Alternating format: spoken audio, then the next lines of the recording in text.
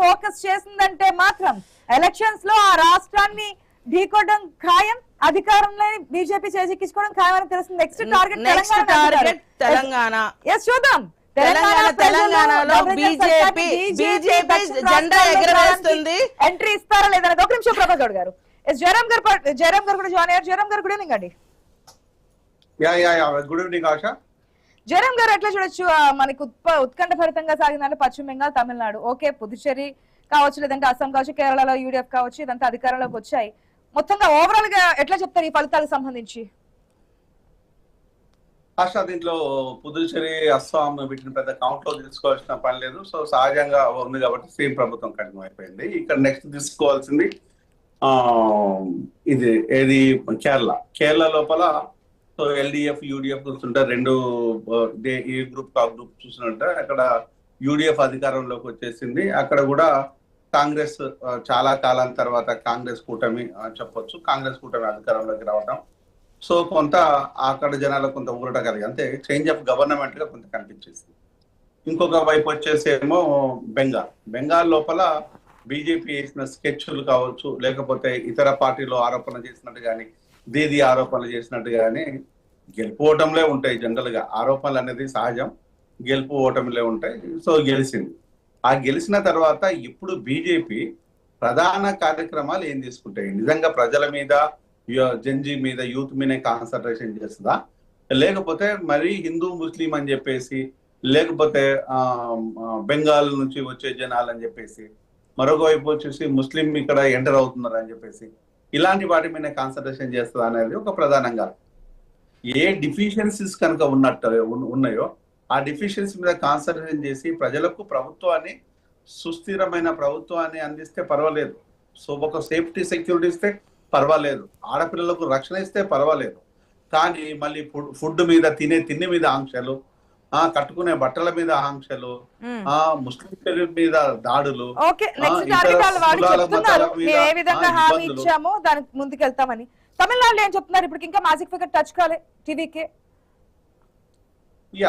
ఇవన్నీ సహజంగా ఉంటాయి. ఇక్కడ టీవీకి ఇక్కడ మనం చూడాల్సిందల్లా ఒక స్పెషాలిటీగా చూడాల్సింది తమిళనాడు లోపల చూడాల్సింది ఏంటి అంటే వితన్ అంటే ఒక 2 years 7 months లోపల పార్టీ ఎస్టాబ్లిష్ చేసిన తర్వాత ఫుల్ ఫ్లెడ్జ్డ్ గా అధికారంలోకి రావడం అనేది ఇక్కడ మనము అప్రిషియేట్ చేయాల్సింది. అంటే ఎలాంటి పొలిటికల్ బ్యాక్గ్రౌండ్ లేకుండా ఒక వ్యక్తి తను నమ్మిన సిద్ధాంతాన్ని ప్రజల్లోకి తీసుకెళ్లేసి పార్టీ పెట్టి ఆ పార్టీని స్థాపించేసి ప్రజలలో మన్నలు పొందడం అనేది ఇక్కడ గ్రేట్ థింగ్. అంటే ఒకవైపు డిఎంకే చేసిన అలసత్వం అయి ఉండొచ్చు, లేదు అనుకుంటే ఇతర అంశాలు కావచ్చు. విజయ్ చాలా క్లియర్ గా చెప్పిండు. నాకు ప్రధానంగా ప్రజల్లోకి వెళ్ళడానికి ముందు తను చెప్పిన ప్రసంగము, కంటిన్యూషన్ లో చెప్పిన ప్రసంగాలు ఏంటంటే సంప్రదాయమైన ద్రవిడియన్ పార్టీ లాగా నేను ఉండలేను.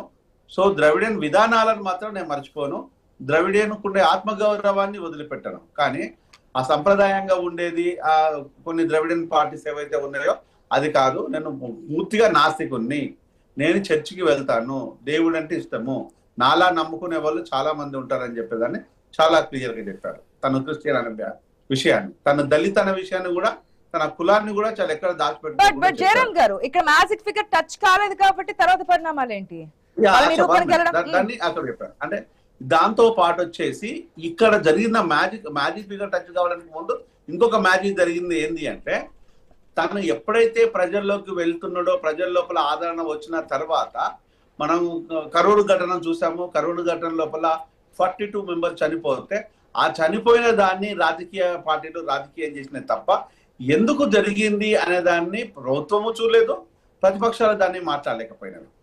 అంటే ఇది ఇక్కడ అసలు సమస్య. మరొక సమస్య వచ్చేసి త్రిషకు తనకు మధ్యలో ఉండే ఒక ఫ్రెండ్షిప్ ని అందమా లేకపోతే ఇతర సంబంధం ఏదైనా నాకు తెలియదు, ఉండే ఒక స్నేహపూర్వక సంబంధాన్ని అక్రమ చిత్రీకరించి బీజేపీ నాయకుడు అప్పుడు కూడా టార్గెట్ చేయటం. సో తన కుటుంబాన్ని, తన భార్యని, బిడ్డల్ని దీంట్లో ఇన్వాల్వ్ చేయటం.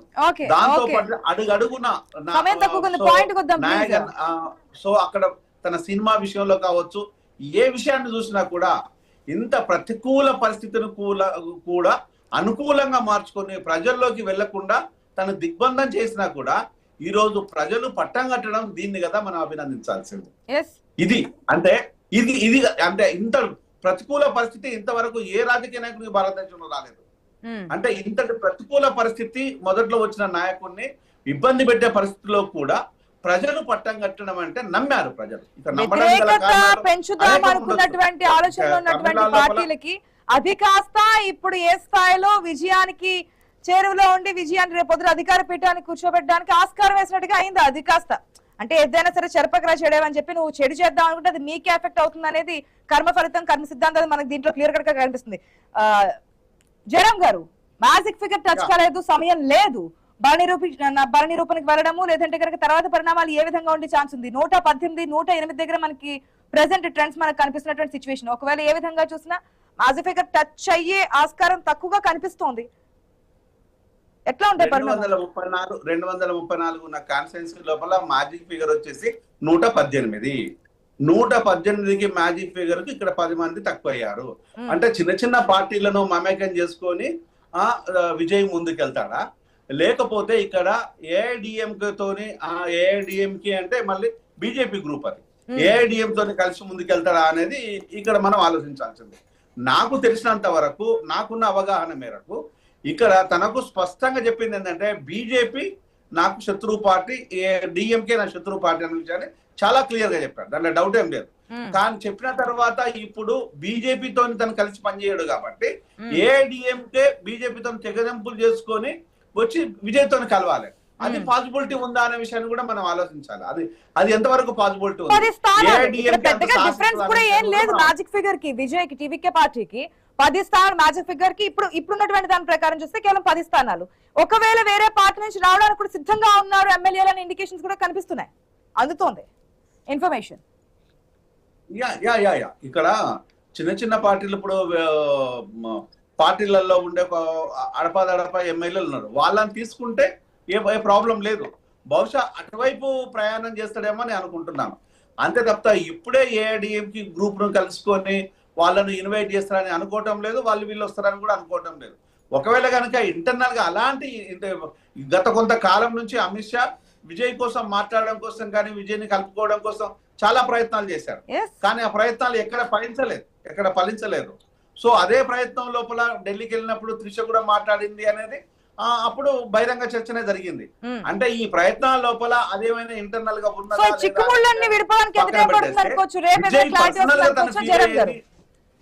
రేపటి క్లారిటీ వస్తుందా?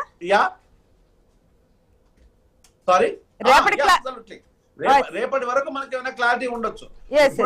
ఇప్పుడు విజయ్ది ఇంకొక 8:15 కల్లా విజయ్ది కూడా ప్రెస్ మీట్ ఉంది. ఆ ప్రెస్ మీట్ లో విజయ్ ఏమైనా చెప్తాడా?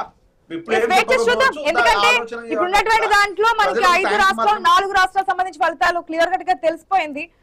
మ్యాచ్ ఫిగర్ టచ్ అయ్యాయి, ఏ విధంగా ఉంది, పరిణామాలు ఏంటి, దానికి కారణాలు ఏంటి మాట్లాడుకున్నాం. ఎటొచ్చి తమిళనాడు ఒకటి మ్యాచ్ ఫిగర్ టచ్ కాలేదు, కానీ 10 నెంబర్స్ అంటే 10 స్థానాల డిఫరెన్స్ లో మనకి మ్యాచ్ ఫిగర్ దగ్గరలో అయితే టీవీకే పార్టీ విజయ్ అయితే కొనసాగుతున్నారు. ఇది ఎంత వరకు వెళ్తుంది, ఒకవేళ మ్యాచ్ ఫిగర్ టచ్ కాకపోతే కనుక ఏ విధంగా వెళ్ళబోతున్నారు ఏంటంటే మనకి రేపు ఒక క్లారిటీ వచ్చే అవకాశం ఉంది. ఈ రోజు ఈవినింగ్ మరికొన్ని నిమిషాల్లోనే విజయ్ ప్రెస్ మీట్ కూడా పెట్టి మాట్లాడబోతున్నారు. ఈ విజయానికి సంబంధించి ఏం మాట్లాడారో కూడా విందాం. Thank you so much debate లో పార్టిసిపేట్ చేసినటువంటి ప్రభాకర్ గారికి, అదేవిధంగా జయరాం గారికి. ఇది వాటి prime time debate. Keep watching I news. మీతోని మీ వెంటే.